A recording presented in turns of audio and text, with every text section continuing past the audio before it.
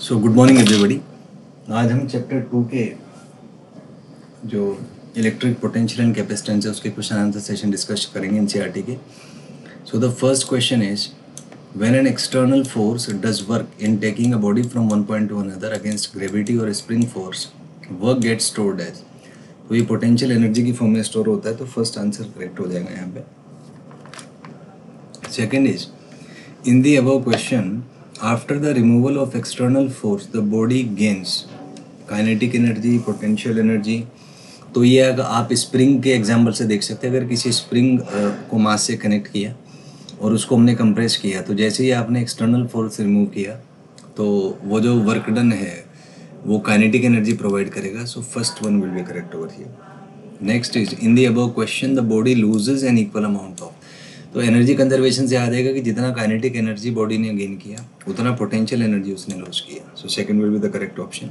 Next is in the above question sum of kinetic and potential energies. तो energy conservation से याद आएगा it is constant. Next is spring force and gravitation forces, दोनों के दोनों conservative होते हैं। नेक्स्ट इज कूलम फोर्स, ये भी कंजर्वेटिव होता है। Next is coulomb force and gravitation force, दोनों कंजर्वेटिव हैं, सही बात है, दोनों इनवर्स स्क्वायर लॉ को फॉलो करते हैं और केवल कांस्टेंट का इसमें डिफरेंस होता है। तो ये सारे ऑप्शन ठीक हैं। So fourth will be correct over here. Next is we can define potential energy for. तो पोटेंशियल एनर्जी कंजर्वेटिव फील्ड्स के लिए ही डिफाइन होती है, तो इसमें ग्रेविटेशनल फील्ड हो और इलेक्ट्रोस्टैटिक दोनों आ जाएंगे। So third will be correct over here. Next is when a small test charge is slowly moved from one point to another, then slowly move है, इसका मतलब change in kinetic energy zero होगा, तो इसका मतलब टोटल वर्क डन जीरो है। तो external force का वर्क प्लस इलेक्ट्रिक फील्ड का वर्क जीरो होगा, तो एक्सटर्नल फोर्स का जो वर्क है वो negative of work done by electric force आ जाएगा। तो यहाँ पे सेकंड ऑप्शन जो है दिस विल बी करेक्ट, ये यहाँ पे करेक्ट हो जाएगा।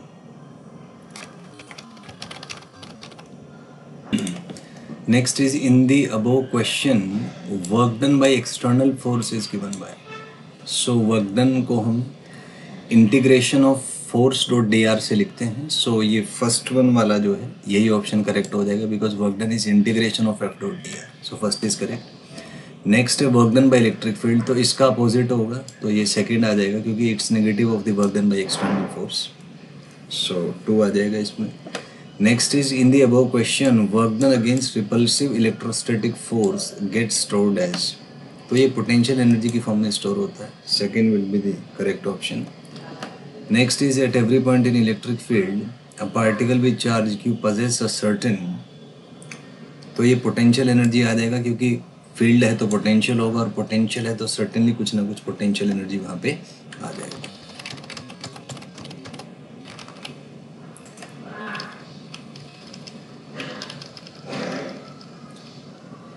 Next is the positive work done bye A conservative force increases potential energy और डिक्रीजेज पोटेंशियल एनर्जी। तो जब work done by conservative force positive होगा तो पोटेंशियल एनर्जी डिक्रीज करेगी। आप ग्रेविटी के एग्जांपल से ले सकते हैं। जब हम ऊपर से नीचे किसी बॉडी को मूव कराएंगे so work done by gravity is positive और उस केस में पोटेंशियल एनर्जी घट जाता है। Second option will be correct over here. Next is electrical potential energy difference between 2 points is work done by external force in moving charge from one point to another very slowly, work done by external force very fast। तो ये very slowly आ जाएगा क्योंकि very slowly मतलब change in kinetic energy zero है, तो वहाँ से external force का वर्क प्लस इलेक्ट्रिक फील्ड का वर्क जीरो होगा, तो फर्स्ट वाला यहाँ पे करेक्ट हो जाएगा।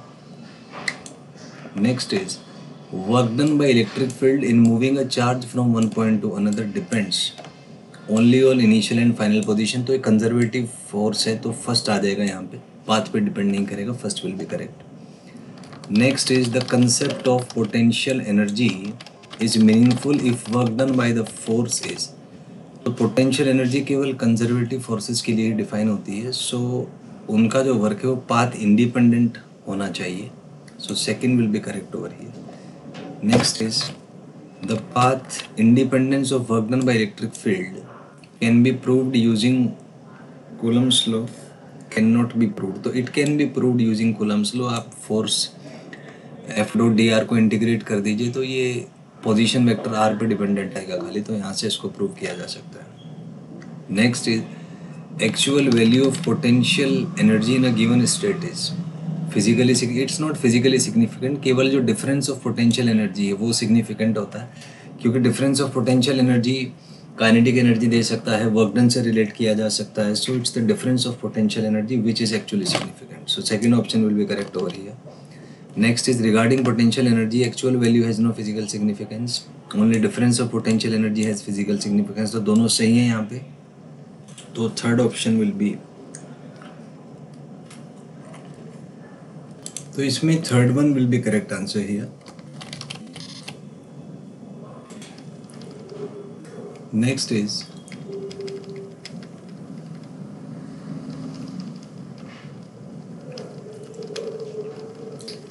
we can always add an arbitrary constant to potential energy, subtract an arbitrary, तो दोनों ठीक हो जाएंगे, C will be correct. क्योंकि पोटेंशियल एनर्जी का डिफरेंस ही डिफाइन होता है, तो अगर हमें किसी पॉइंट पर डिफाइन करना है तो आर्बिट्ररी कांस्टेंट को ऐड या सब्ट्रैक्ट किया जा सकता है. Next is for potential energy there is no freedom in choosing zero. There is always a freedom of choosing zero, generally infinity पे जीरो लिया जाता है, तो second will be correct option here. Next is potential energy of a charge at any point is the work done by external force in moving a charge from infinity to that point without external, work done by external force.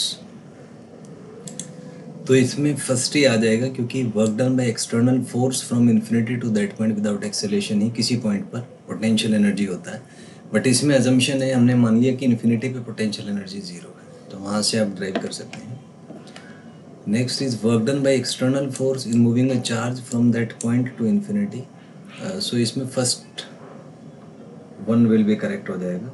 Next है count Alessandro Volta was a German physicist, Italian, तो he was a Italian physicist.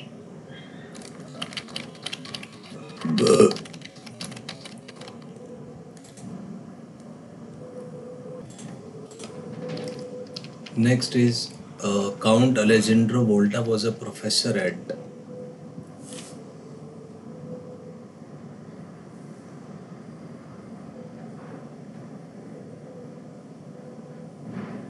so he was a professor at Pavia, so second will be correct. Next is animal electricity was observed by, so ये जो थे वोल्टा,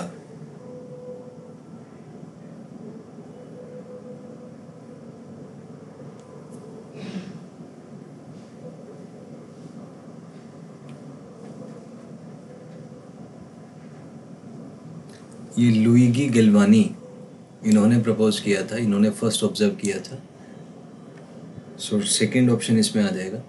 next is animal electricity was observed in experiments with, तो ये frog muscle tissue के साथ इन्होंने observe किया था, सो first one will be correct over here. Next is in animal electricity observation, Luigi Galvani used frog muscle tissue placed in contact with, तो dissimilar metals के साथ इन्होंने एक फ्रॉग की लेग को, मसल को यूज़ किया था, सो सेकेंड ऑप्शन करेक्ट हो जाएगा. Next is the above observation were due to some exceptional property of animal tissue. So obviously animal tissue की कुछ प्रॉपर्टी थी, so the observation was not due to any exceptional property, so second आ जाएगा. Next is animal electricity was observe whenever any wet body was sandwiched between dissimilar metals आ जाएगा यहाँ पे. जब भी किसी बॉडी को डिसिमिलर मेटल के साथ रखा जाता है तो उसमें एनिमल इलेक्ट्रिसिटी ऑब्जर्व होती है. Next is due to the above observation, Volta developed the first voltaic shell cardboard sandwich between disc of, तो इसमें जो है मेटल, तो डिस्क ऑफ मेटल्स के बीच में इसने यूज़ किया था, ये आ जाएगा. Next work done in taking charge q from one point to another is directly proportional, तो first option will be correct over here.